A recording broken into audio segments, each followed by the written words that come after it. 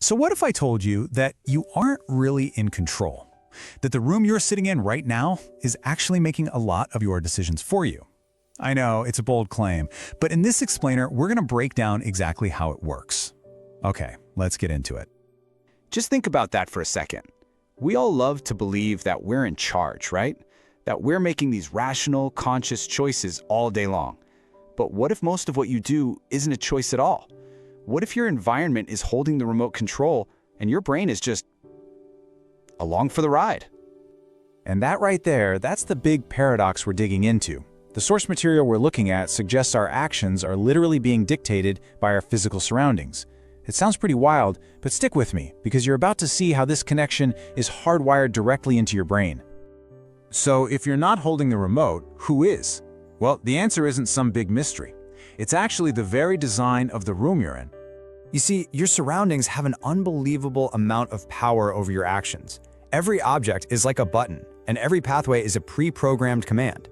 Now, this isn't about being weak. It's about realizing your environment is constantly giving your brain orders. And your brain, well, for reasons we're about to get into, it's designed to obey without even asking.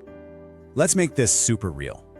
We're talking about that strange feeling of being on autopilot, where your body just kind of does things before your conscious brain even gets a say in the matter. Of course you have. We all have.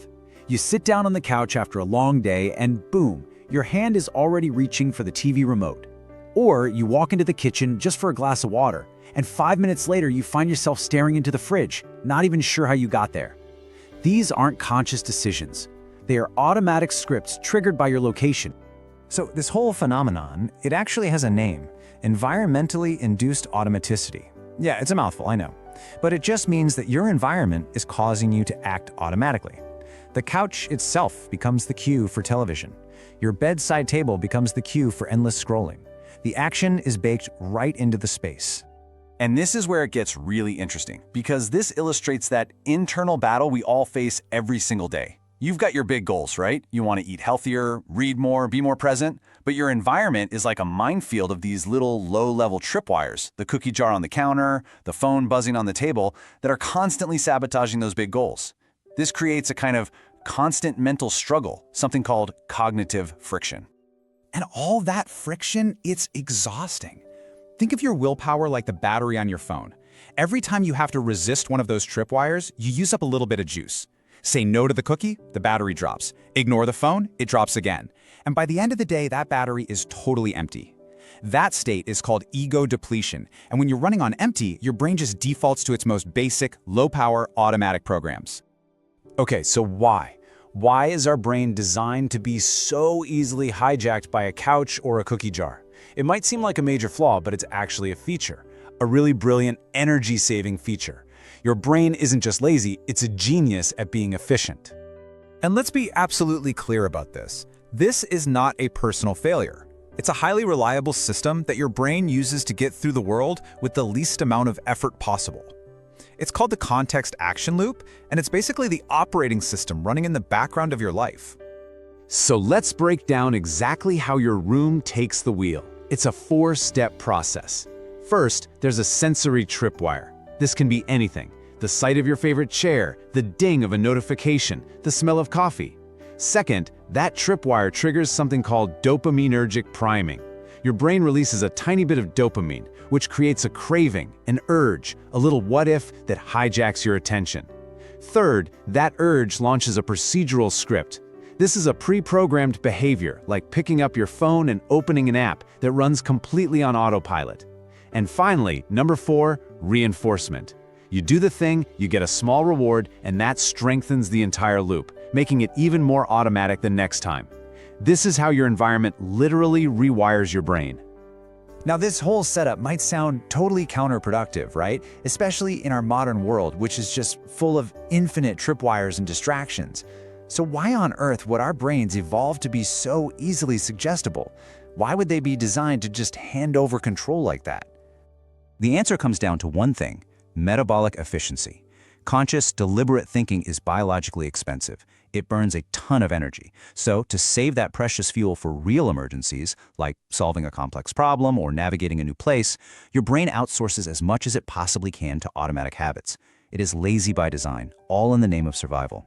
And what you're seeing here is the constant battle happening inside your head. On one side, you've got your prefrontal cortex. That's your conscious, rational self. It's thoughtful, it's slow, and man, it burns a lot of energy. On the other side is your basal ganglia, your habit-driven autopilot. It's lightning fast, totally automatic, and incredibly energy efficient. So, in a tug of war between the two, which one do you think wins most of the time? Yeah, the fast, efficient one, almost every single time. So here's the crucial shift in thinking. When you give in to one of those environmental cues, you're not being weak. You're not failing. Your brain is simply doing what it evolved to do, running on the most efficient, time-tested program it has. You are metabolically optimized for the path of least resistance. So, does that mean we're just puppets, destined to be controlled by our environment forever? Absolutely not.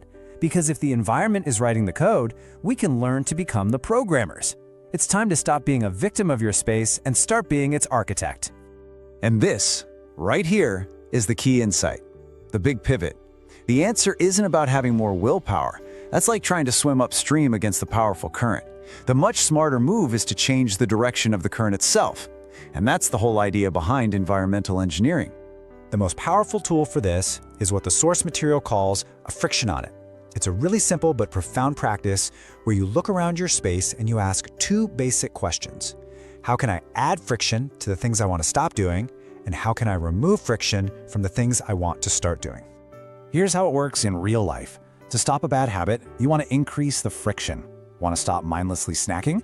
Don't just rely on willpower. Move the snacks from the counter to a high shelf in the back of the pantry. Want to spend less time on your phone? Great. Delete the tempting apps off your home screen and bury them in a folder.